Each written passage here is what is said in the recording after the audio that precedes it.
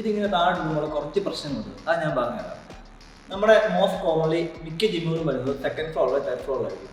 അപ്പോൾ അതിൻ്റെ താഴെ പല പല സ്ഥാപനങ്ങളായിരിക്കും. അപ്പോൾ നമ്മൾ ഇതുപോലെ വലിയ വലിയ വെയിറ്റുകൾ താഴെ ഇടുമ്പോഴത്തേക്കും അവർക്കതൊരു ബുദ്ധിമുട്ടാകാൻ വലിയ സാധ്യത. പിന്നെ രണ്ടാമത്തെ കാര്യം, നമ്മുടെ ഫ്ലോറിന് അത് വലിയ ഡാമേജ് ആകാൻ പ്രശ്നമുണ്ട്. മൂന്നാമത്തെ കാര്യമാണ് നമ്മുടെ ഡംബിൾസ്.